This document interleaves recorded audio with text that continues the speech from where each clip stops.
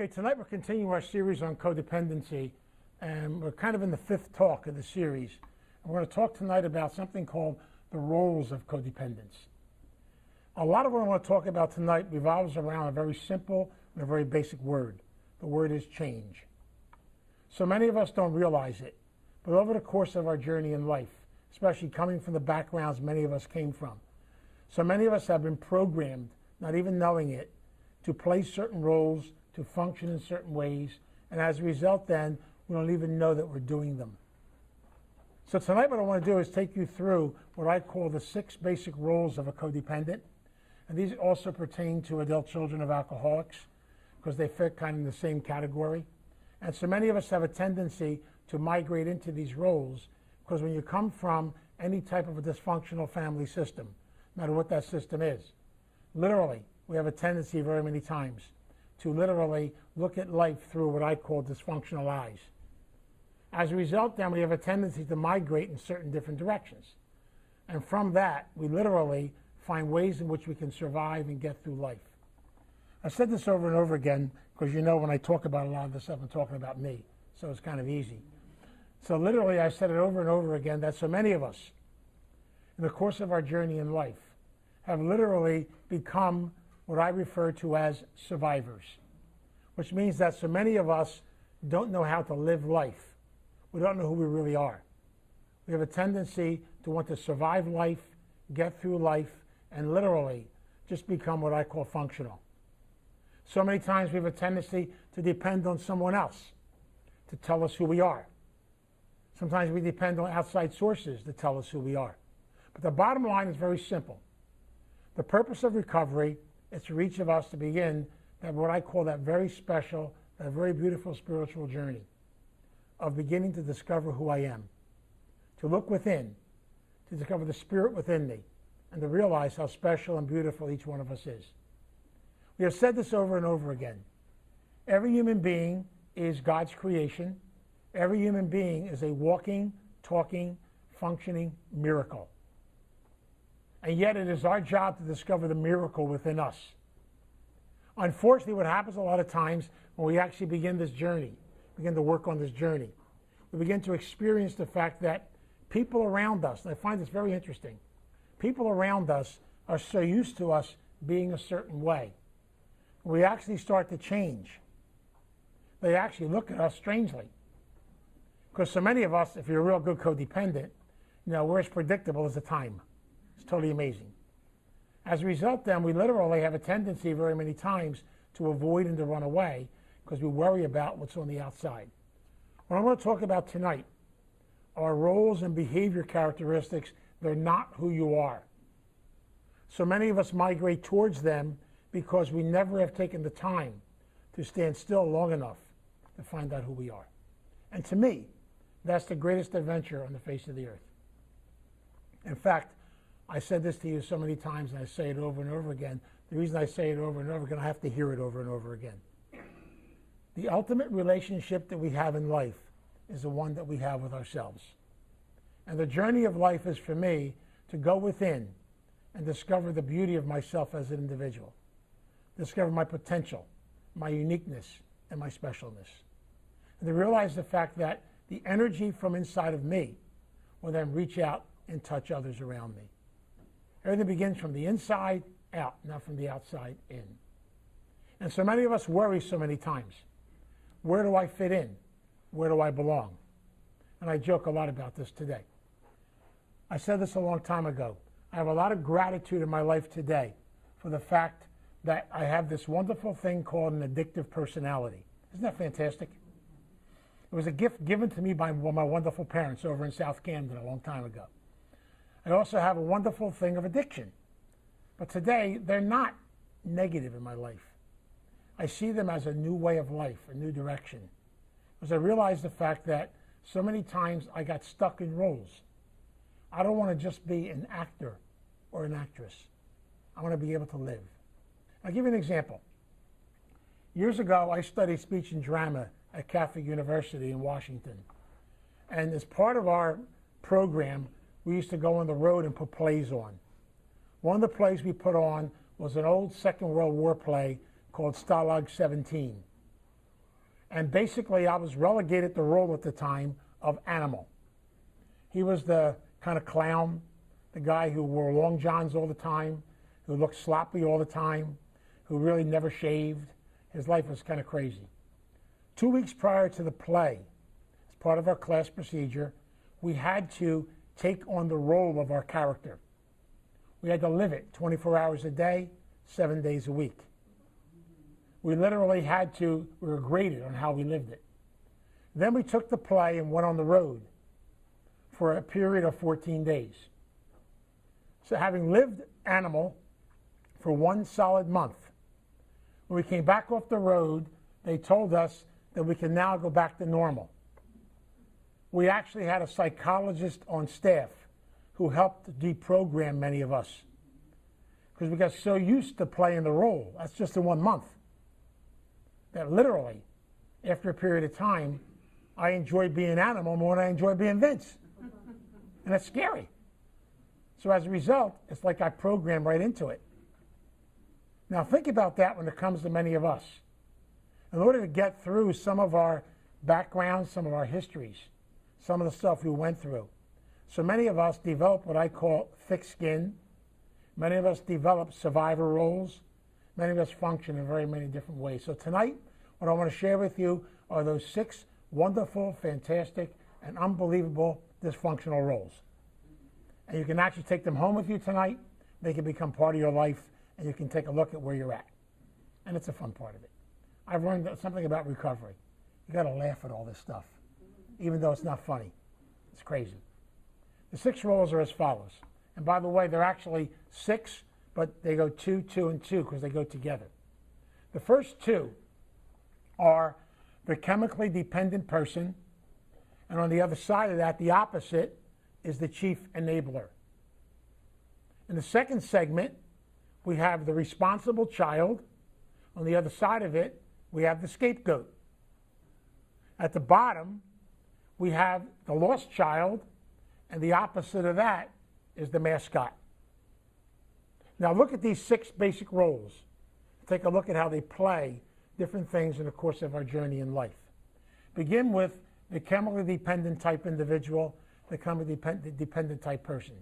And believe it or not, that type individual and the chief enabler are very, very, very similar. The chemically dependent person is someone who has a very difficult time dealing with life, with things around them, and as a result, they may have to self-medicate themselves. It's like when I feel a lot of shame, a lot of hurt, a lot of pressure, I can use anything as a medication to take that pain and take that struggle away from me. The only problem is it's only temporary. And very many times I can actually become somebody else. So literally, so many of us have a tendency, because of coming out of dysfunctional family systems, to migrate towards different types of addiction. What addiction does, it fills the empty hole temporarily. It helps us to avoid feeling. And literally, it gets us to be able to run away from the stuff we actually have to deal with. On the other side, we have that wonderful person called the chief enabler. Now, the chief enabler is the person that's always cleaning our messes up for us, taking care of us, making sure everything's always okay. They're always on duty 24 hours a day and 7 days a week. And they literally have no life. Their job is to somehow make sure that we are always okay. So as a result, then, they literally take over the chemically dependent person's life and run their life for them. This goes in a lot of different directions. So as a result, then, we begin to see how this process takes place. I joke about this. I say the chief enabler is sicker than the addict. You know why? At least the addict has enough sense to get drunk once in a while and take a break. The chief enabler is on duty 24 hours a day, 7 days a week. They never take a break. And they're very intense. You see, it's that concept where somehow, some way, I have to fix you. I want you to be okay. And that's a role we play very many times, especially if you have a family system where you literally have been putting the family together over and over and over again. You've been saving the family over and over again. And many of us were given responsibility way before our time. And so as a result then, very many times we can migrate towards either one of these addictive behaviors. We call the chief enabler the co-addict, because many times they're addicted to the addict, because they're always trying to take care of that poor person. So it's a concept again. In codependency, we talk about a lot of control issues.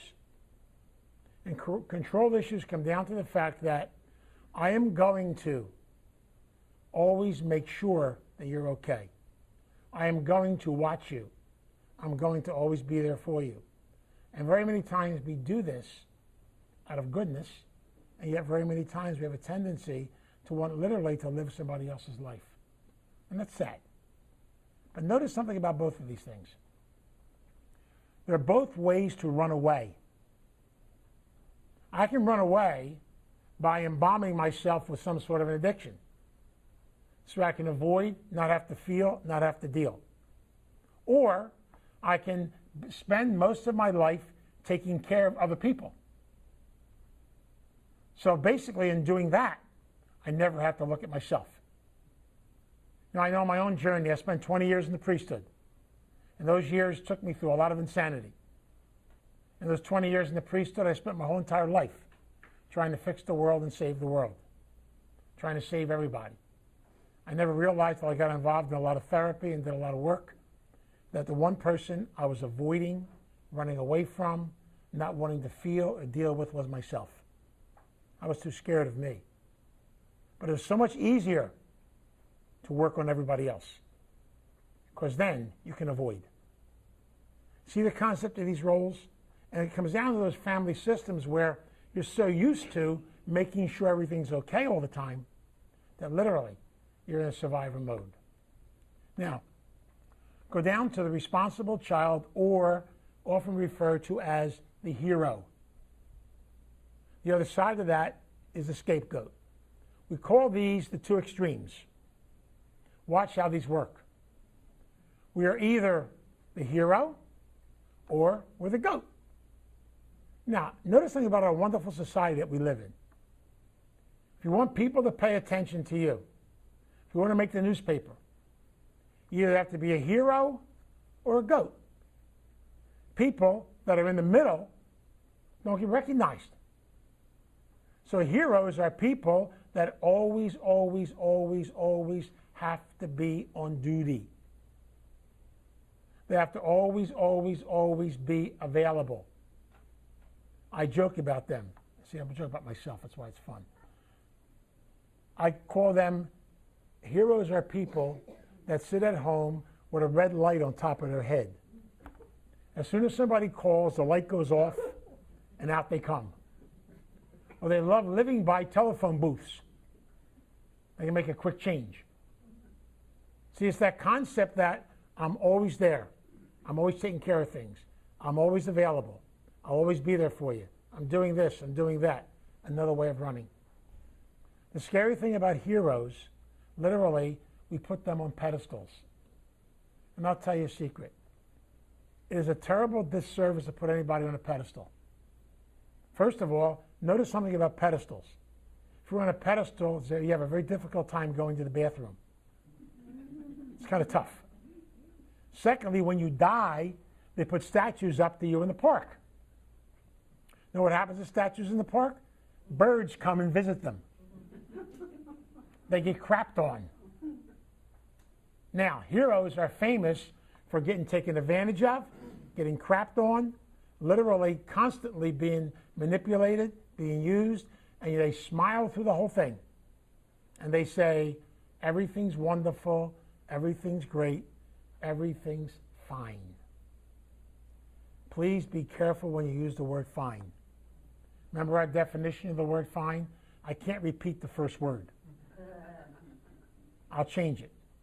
We are frustrated, insecure, neurotic, and emotional people. Congratulations, you're fine.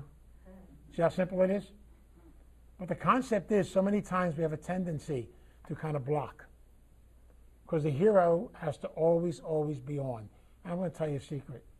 It's a lonely, lonely, lonely place to be, because everybody expects everything from you. They expect you to always be available, to always be there, to always be connected. And as a result, then, they literally get involved in the concept of constantly draining people dry. Heroes get drained dry constantly. But again, they get a lot of attention. Now go to the other side, the scapegoat. These are the kids in the family that always get into trouble. These are the ones that are always, you know, the little Abner thing with the black cloud over the top of their head. These are the kids, no matter where they go, something happens. These are the kids that are constantly, you know, unwanted pregnancies, all kinds of stuff, everything else. I'll tell you a story one time. This one guy said to me, he said, Vince, people always ask me why I'm always getting arrested and why I'm always in jail. I said, why? He said, guess what? The only time my father ever pays attention to me is when I do something wrong. The only time. He says, when I'm home, nothing happens.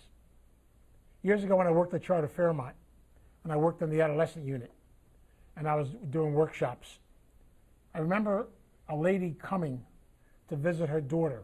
Now, she came 4 nights a week to visit her daughter. Her daughter was 15 years old. So 4 nights a week she came. Now, watch. I said to her one day,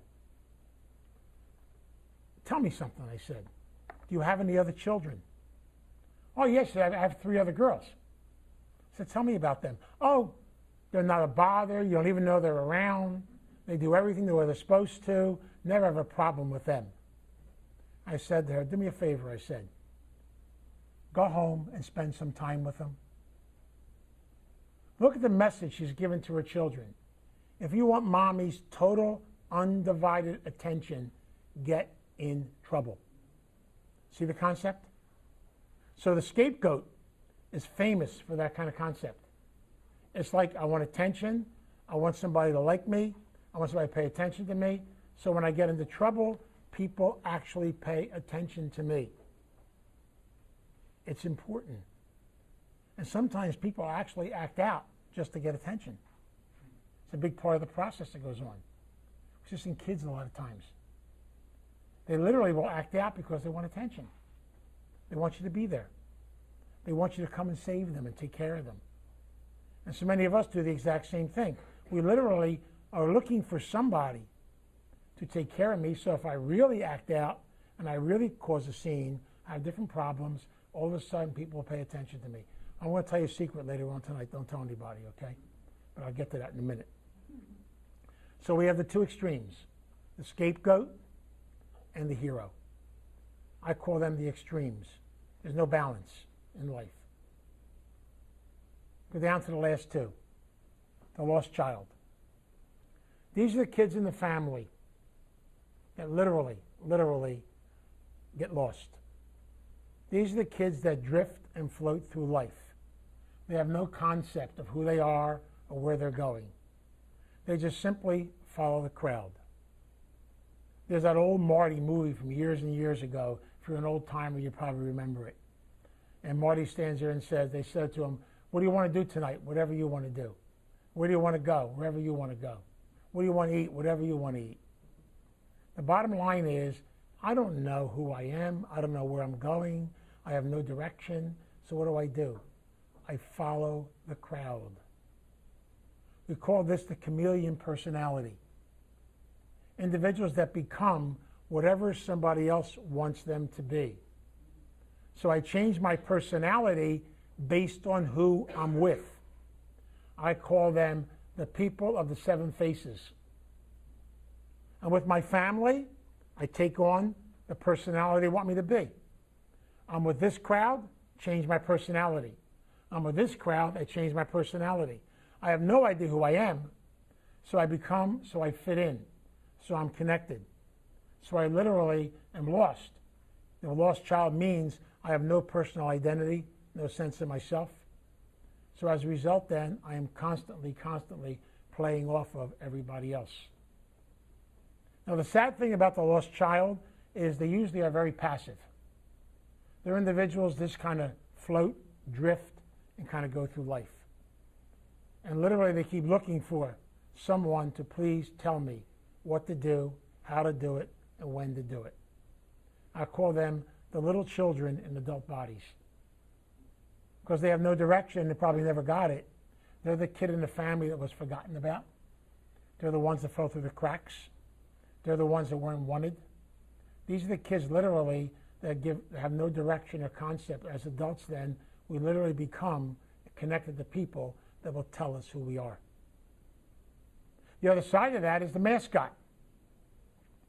Now the mascot is what I call the aggressive lost child.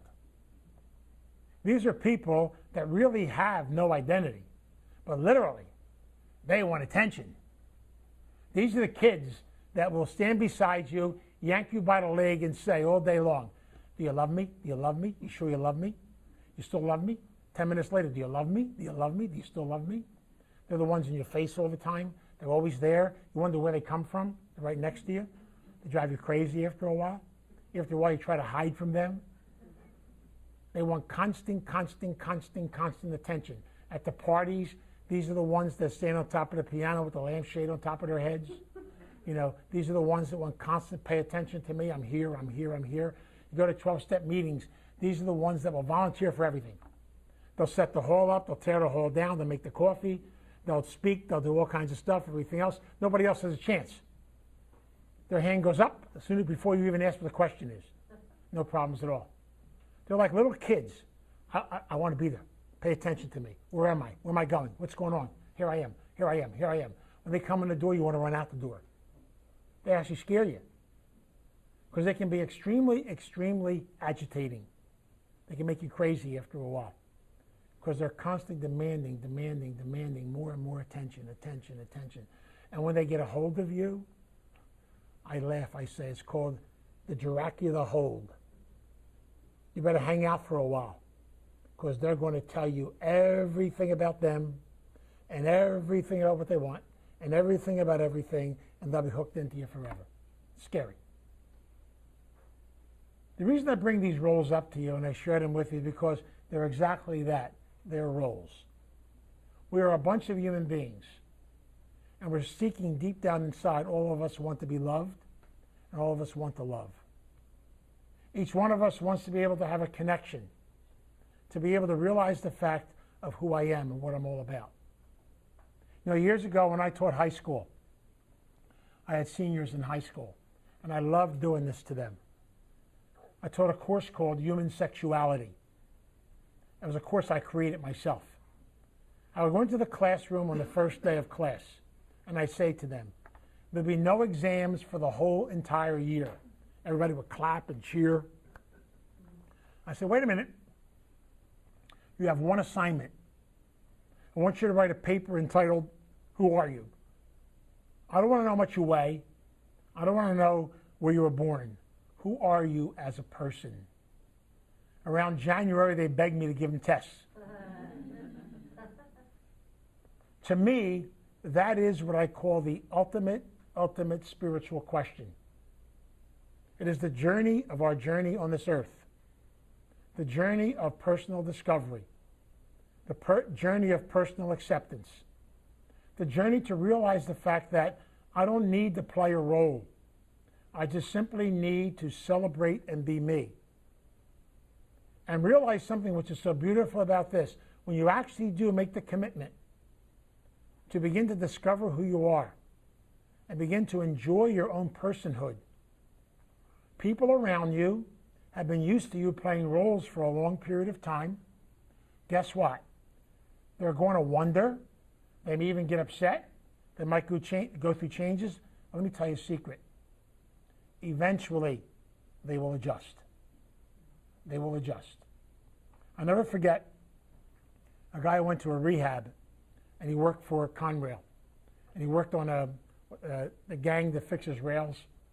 And when he got out of the rehab, he said to me, he said, "Vince, I got to go back to work with these guys. And every Friday when they get paid, they all go out to the bar, They all go drinking, they play cards, and they gamble.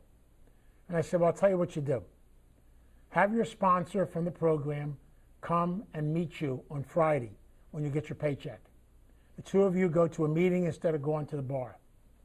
Well, in the beginning, the guys on the job said things to him like, you're a sissy, you don't come with us no more, you don't like us, you hang around with all those crazy people, all those kinds of things and everything else. And they busted his hump like crazy. 6 weeks later, those same guys came up to him and said, would you hold part of my money for me so I don't lose it? Would you take care of this for me? Take care of that for me? So you're going to learn something. And I learned this in my own journey in life. You know, I joke a lot about my wonderful, fantastic, insane, dysfunctional Italian family. I love talking about them. They're fantastic. You know, that's why I love them so much. But I realized the fact that even in my journey in life, program, play roles, not knowing who you really are. And people get scared, they get afraid. They get afraid when you make changes. And I still remember when I left the priesthood, you know, when I was a wonderful, you know, the old Italian priest, I was Mr. Wonderful, Mr. Fantastic, Mr. Hero. I had the statue in the park, what can I tell you? Everybody crapped on me. And then I made some major decisions in my life to leave the priesthood. I went from top of the family to the bottom of the family. Even if somebody died in the family, I had to check the obituary column to find out. The old me did their funeral. See the concept? But the beautiful part about it is, over a period of time, they adjusted. They came to acceptance. They came to change. Things happen in time. They tell us in the reading tonight, we humbly ask God to help us on our journey. We don't walk the journey of recovery by ourselves. We're being guided by our Creator, being guided by our higher power. We're being led. And so beautiful about recovery is we now have the opportunity to go on what I call the most wonderful, the most fantastic journey on the face of the earth. The journey of finally getting to know who we are, getting to celebrate ourselves as a person. See, for the first time on my journey in life, I finally do begin to understand what that beautiful word spiritual means. We learn how to love ourselves. You know what's so beautiful about learning to love yourself? It means you have a relationship with yourself as a person. Learning to like who you are, to be comfortable in your own skin, to celebrate your own heritage, to celebrate your background. I look back at my parents today. Were they dysfunctional? Yes, they won awards. They probably were on a stage in South Camden. What can I tell you? But you know what? I see my parents as my first teachers and my gift. They came into my life to be my teachers, and I learned so much from them. But it took a long time for me to get to that point. I've learned something else in recovery today, that as I begin the journey of working on me, of loving me and of liking me, is accepting the reality of who I am. We have to learn how to be who we are, to accept who we are. Not worry about what somebody else wants us to be. We have to be comfortable in our own skin and our own personhood, to celebrate who we are as a person. And in celebrating who we are, guess what? In time, those who really love us will come on board, because they will slowly and gradually get used to the new us. Also, remember something else. When we start to change and make changes in our life, sometimes we scare other people, because we're making them take a look at themselves. And that's okay. See, it's not about losing someone. It's about finding myself. It's about going on a journey. You know what's so powerful about this? Going through my seminary training and my strong Catholic background and everything else, I was taught something as a kid. I was taught that when you really do spend time and work on yourself, you're being selfish. I was taught over and over again, you should always do everything for everybody else. I'm learning something. I don't use the word selfish anymore. I use the term self-caring. I can't share something with somebody else unless I have something to share. The greatest gift I can give to another human being is the gift of my personhood. So if I truly do work on yourself, you truly do work within, the energy from you will flow out to others. It's not about words. It's about energy. As you feel more comfortable being you, then all of a sudden, you can look at other things through a different set of eyes. We also learn, as we grow ourselves as individuals, we learn how to honor and respect ourselves as a person. Think about it for a minute. We are God's creation. That means that we are something very, very, very, very sacred. Did you ever stop and think about your body, your mind, and your spirit as something sacred and something beautiful? To be able to honor it? And that means I have the responsibility to take responsibility for my life. I am responsible for me. That means I can't blame anybody else anymore. Sorry about that. It's not about them. I am responsible. I mean, I played the game. I'm sure we've all played it. The wonderful game called the blame game. You know, it's because of you, my life is miserable. The bottom line is very simple. I have this tremendous, tremendous power to heal within. I have the power to become open. I have the power to grow. And beautiful thing about the concept of life is learning how to celebrate all those wonderful powers and strengths we have inside of ourselves, to honor them. So I don't want to play roles anymore. I'm tired of playing roles. You know, roles beat the hell out of me. I don't want to play those roles. I want to be able to take my time every day to spend on me. You should take time to spend on you, because you are the most beautiful, most wonderful person on the face of the earth. If you truly do spend time on yourself, you truly do grow. Everything else will go from there. Take those beautiful 12 steps. Notice something about them. The first 11 steps are for us to work on ourselves. Then it says, having had a spiritual awakening as a result of these steps, to carry the message to somebody else. In short, to be able to share the message of your recovery with somebody else, not telling them what they should do. Each one is an individual. All I can share with you is what works for me. That's why I love our program so much. Because coming together, we share with one another what works. I am such a firm believer today because I share this with you over and over and over again. Coming out of my background, studying theology, getting degrees I can hang up on the wall, which look very pretty, by the way.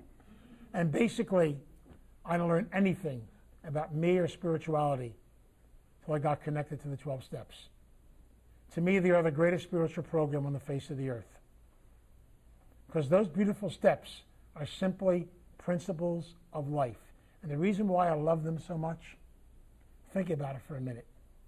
Those two gentlemen up there, connected with the steps in that photograph, Dr. Bob and Bill W., back in 1935, were two drunks that met each other. They came together. They helped each other to get sober. And as they worked and helped each other, they went to the third drunk. The third one is sitting in the bed in a psychiatric hospital. And they asked him to join them, because he had been declared in the psychiatric hospital incorrigible, and no one could work with him anymore. Isn't that amazing? And they took him on. And from there, it began. And why I love the program so much is because the 12 steps, the 12 traditions, the big book of Alcoholics Anonymous, all the principles, the concepts of this program were put together in the early 40s by a bunch of drunks. Isn't that fantastic? I love it. Now, you know they had to be divinely inspired. And that's where the higher power came from. It came from people that were hurting and struggling. What I have learned, the greatest gift God gives to us is our gift of struggle. Because if somebody gives me everything, I'm not going to appreciate it. If If I have to work for it and earn it, it means something to me. So my recovery belongs to me. Yours belongs to you. And what's so important is for each one of us to take the time for our journey and to be able to connect that with others and to realize the fact of how special each and every one of us is. That is our journey on this earth. And that's why I tell people all the time, congratulations. We are some of the luckiest people on the face of the earth. See, my goal for 2012, actually I hope it's the higher powers goal, is that half the world will be in recovery, the other half will wish they were. See how simple it is? Because they'll look at all of us and say, look at all those wonderful, fantastic, weird people. God, they're strange. But they're happy. I got to find out why they're happy. Because they actually are standing still, they're enjoying one another, and they're enjoying life. Even in recovery today, I love it so much. We even have our own travel agency called Sober Vacations International. We have our no booze cruises. We have all kinds of neat things. There's so much beautiful stuff going on today that's connected with us in recovery. And codependency is the core of all addictions. I've said this over and over again. The actual use of a substance is only the external. It's all that stuff underneath. That's the core, the center of it all. You got to go to the core and work on it. And codependency is the root and the foundation. So adult children in codependence, they didn't realize this back in 83 and 85 when these movements started. They were actually bringing to the recovery world the core roots of recovery to show us what it's really all about. I tell every recovering addict the exact same thing. We have to sooner or later go to our core, go to our center. And not go there so we can spend our life being angry or blaming anyone. We have to go there so we can heal, learn, and grow. And realize the fact that every event in the course of our journey in life is part of our teaching process. Even in recovery. You notice something about the big book of AA? They never say you have to get the program. They simply say the only requirement is desire. Do the best you can. Nobody works a perfect program. We all work things the best way we possibly can, one day at a time. And realize what works, use it. What doesn't work, let it go. And that's okay. We're taught that in the program over and over again. And so we are not roles. Yes, we played those roles for survival. But now it's time. It's time for us to move on to a new journey and to a new direction. It's time for us to allow ourselves to begin the wonderful journey of finding out who we are. Now, what I want to do for the next 4 weeks, I'm going to concentrate primarily on the recovery process from codependency. And I'll work next week on an overview and give you what I call the 6 stages of recovery. Those stages are education, building a strong recovery family, learning how to parent ourselves, learning how to affirm and look at everything through positive eyes, getting in touch with our family of origin, and beginning to heal the little child within us. It's a process we go through, and we take it slow. Because to me, and I'm only speaking for myself, this was the greatest process I experienced in my life, and I still do. It changed my whole outlook on life. I can look at life through a different set of eyes today, and I'm grateful for that. I never thought in my wildest dreams one day I'd be able to say, I'm grateful for what was, because somehow I'm going to continue to learn lessons from it. I'm grateful for what is. Each one of us is exactly where we are supposed to be today. I'm already grateful for whatever will be, even though I don't know what it will be. That's okay. Do everything you do in life through the attitude of gratitude. And look at life as a teacher. And remember, every human being, every person that comes into your life, they come into your life to be your teacher. That's why they're there. So be open to it, try to learn from it, and try to grow. Even though there will be those people come into your life who are going to aggravate the hell out of you. Guess what? Maybe they're coming to teach you patience and tolerance. I don't know. But they're going to be there. They're part of the journey. They're teachers like anybody else. So take your time and realize the fact that we look at codependency as a foundation, and from it we grow and begin to experience now who we are and go on the journey of self-discovery. Help us understand the roles of codependency and realize the fact that we are not the roles. They're simply ways many of us learn to survive, and many of us bounce from one to the other to learn how to survive too. I know I did. It's all part of it. So I share this with you because I have to share with you, what works for me. And basically, I hope and pray that every day that I never get done. See, my journey in recovery today is simply this. I pray every morning on my knees, and I ask the higher power to help me to learn something new today. And I can meet just another human being, and all those people that come into my life, they come in to be my teacher, so I can learn from them. And that's really what it's all about. Just keep growing. That's what the secret of this journey is. Because we're all God's children. Congratulations. Welcome home. What can I tell you? Welcome to the greatest family on the face of the earth. Okay? So, family, thank you for being here.